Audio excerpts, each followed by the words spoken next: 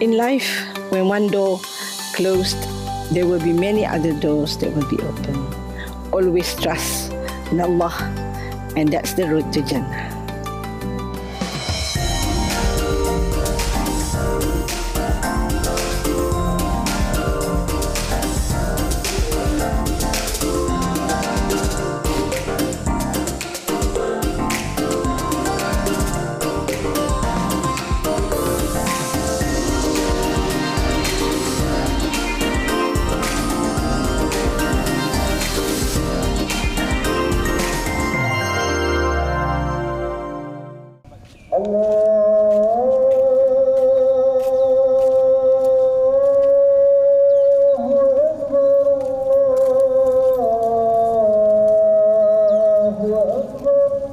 Islam and the Holy Quran was not meant for one people or one age, and accordingly, the scope of its moral teachings is as wide as humanity itself.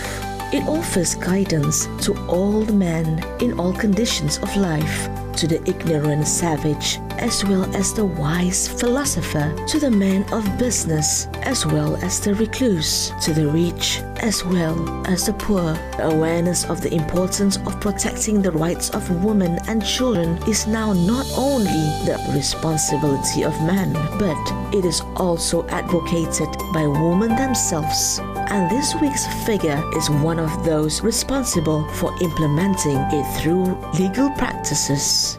My name is Noazia Haji Muhammad Awal. I was born in 1961, 23rd May 1961, and my father was a religious teacher, imam of a mosque. He was an imam in Kampung Bukit Kadeh for 25 years, and my mother is a housewife. And I have 8 siblings. Yeah, I'm number 7 out of the 8, and I'm the youngest girl in that way. And basically, I grew up in Nilai, in Kampung Bukit Kadeh. And I had all my primary, secondary schooling in Nilai. And after my SPM, I was offered a scholarship by the government, and I went to England to do my A-level. And I did my A-level in Monmouth College of Further Education in England. That was for 2 years. And thereafter, I proceeded to do my LLB in the University of Essex, England. Then in 1985, I graduated and I came back to Malaysia. Then I was doing some work in terms of, I'm just trying to figure out whether I should go into practice or should I go into other things. I have always wanted to teach. Then I tried doing some work in a legal firm in Seremban for about 3 months. And then it just out of then I thought, why don't I give a call to a friend who worked in UKM and visited me when I was in Essex, and he said, if you want to teach, to give me a call. So I gave him a call, and he said, well, now so happened that we have just opened a law faculty at UKM. They opened the faculty in 1982, and then when I came back it was 85. So he gave me a number of the dean of the faculty, so I gave him a call. Then the dean was like, oh, by all means come over. So I went off and met him.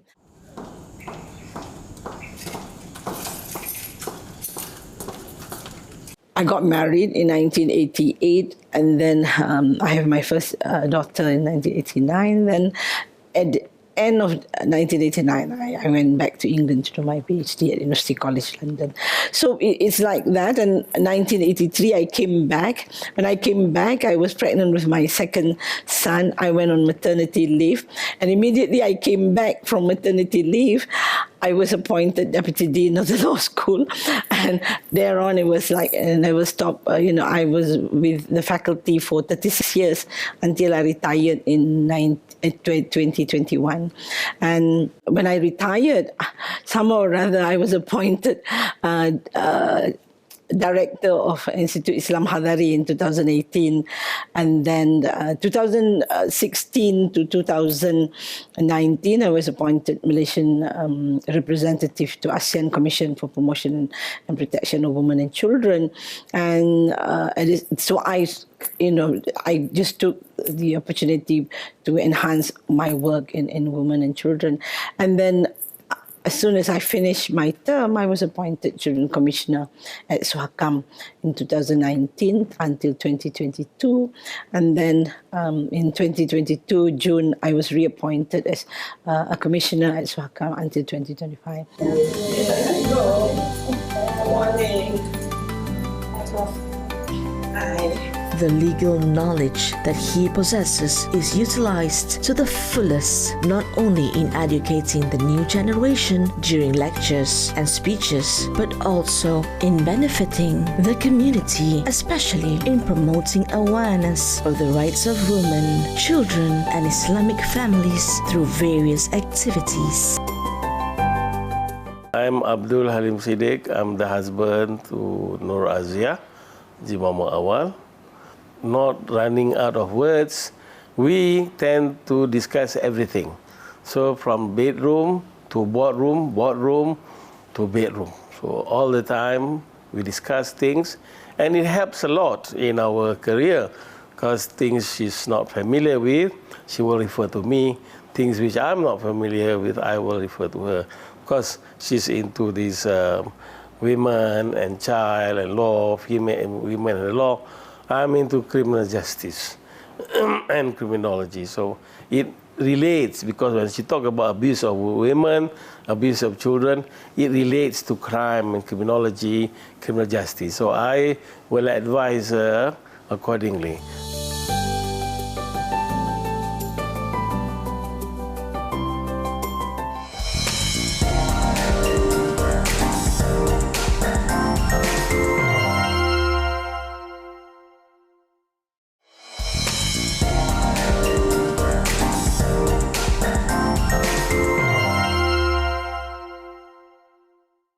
Sementara itu, Pengurusi Majlis Perunding Wanita Islam Yayasan Dakwah Islam Malaysia Profesor Dato' Dr. Aziah Muhammad Awal telah pun diumumkan juga sebagai tokoh Ma'idrah 1439 Hijrah bagi Negeri Sembilan. Yang di-Pertuan Besar Negeri Sembilan Tuanku Muhriz Tuanku Munawir berkenan menyampaikan anugerah berkenaan dalam majlis sambutan Ma'idrah peringkat Negeri Sembilan di Masjid Negeri Seremban. Her interest in helping the community, especially women and children, is a continuation of her father's efforts, who often extended assistance to those in need. I think when I started to work at the faculty, the subject that I was given was family law. So I was asked to lecture on family law. And then when I was doing that, at that time in 1986, Malaysia has just passed, a lot of the state has just passed their family law enactments for all the states. And for non-Muslim, we passed the law reform, marriage and divorce. So when I was teaching, I have to teach both. So I did it comparatively.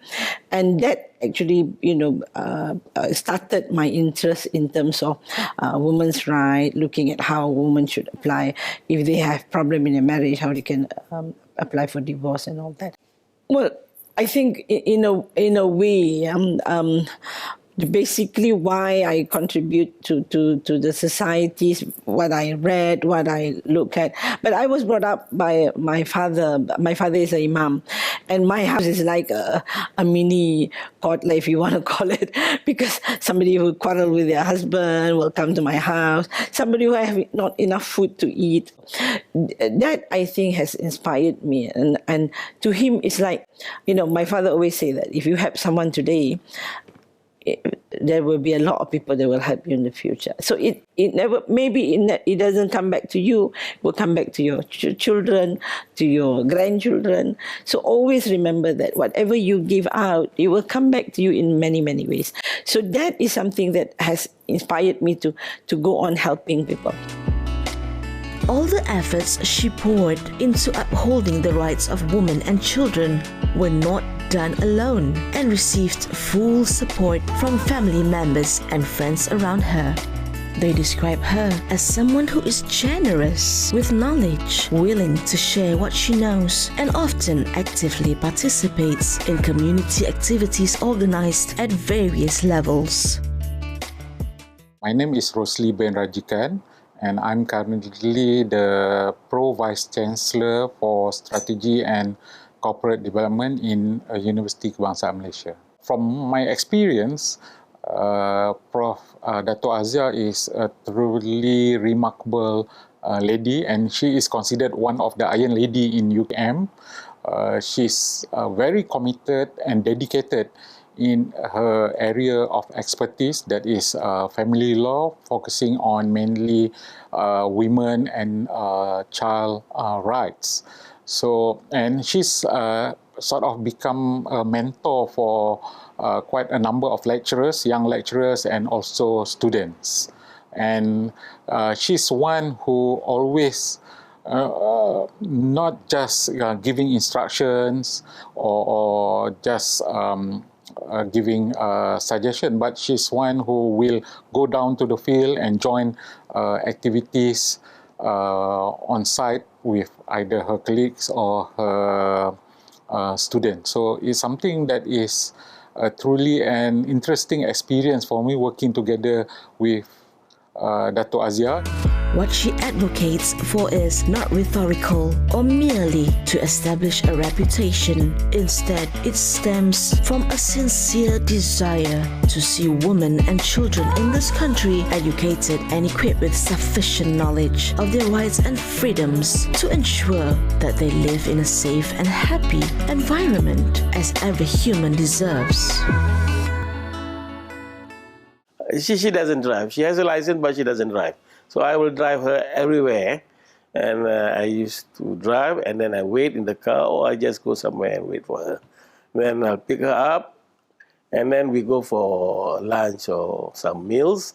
And that's the way we do things. And then those were the days when she was working in UKM. I was working in International Islamic University in Petaling. I will drop her, and then I go to IIUM in Petaling, and vice versa. She will wait for me. Hi, my name is Jennifer Isaacs. I'm the Deputy Secretary in charge of Law and Policy Working Group in Suhakam.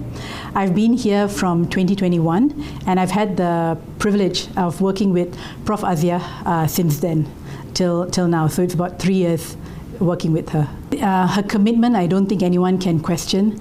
She's very passionate about all that she does in she was the first Children's Commissioner in Suhakam appointed, and through her work, she's brought a lot of more awareness on children issues, as well as family and women issues as part of her job. Despite her busy schedule, juggling her role as an educator at the university and concurrently engaging in educational activities related to law, rights and awareness concerning family, women and children, she is seen as wise in managing her time to spend with her family and the people around her. Her schedule, she's a superwoman, and she's involved with not only in Suhakam, but she's also involved with a lot in the university, also with her various other positions in different organizations. She's got a very compact schedule, but I don't know how she does it, but she manages to still be involved, very involved with a lot of the things that she does, yeah.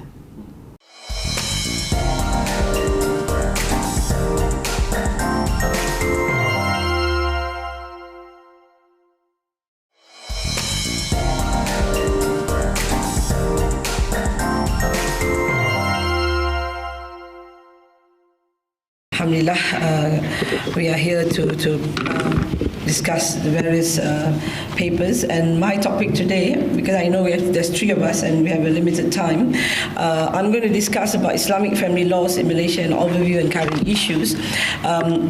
Because this is my area which I've researched and studied for a very long time. And I think I will focus on areas of interest which is being discussed currently.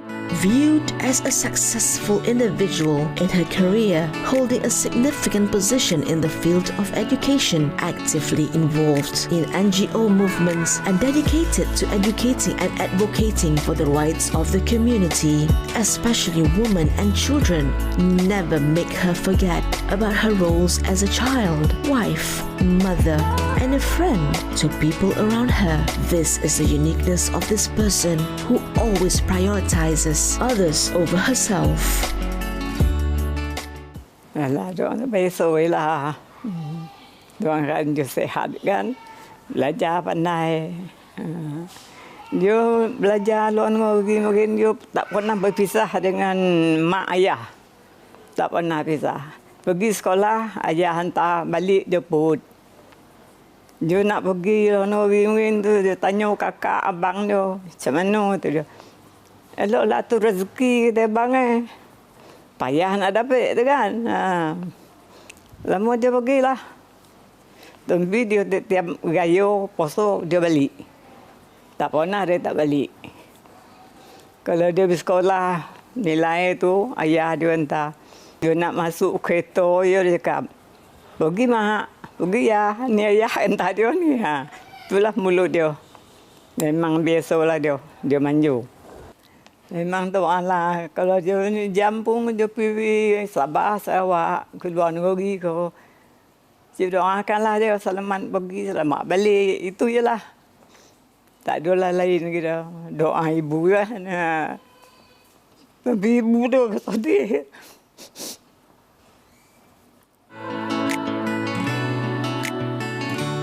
The attention and affection given to the family, especially the children, are provided just like any other parents in building a harmonious family, and it is further enhanced with comprehensive education that covers all aspects of life. Assalamualaikum, I'm Azim Al-Fikri. I'm the youngest son to Nur Azia. Well, I just call her Mummy. Well, we moved around a lot when we were younger. We lived in New Zealand and in the UK for a bit. So spending time with my mother, my sister and I both had to follow her to the law faculty where she's lecturing. And I think as an infant she kept telling me that when I was still breastfeeding, she would give lectures while breastfeeding me.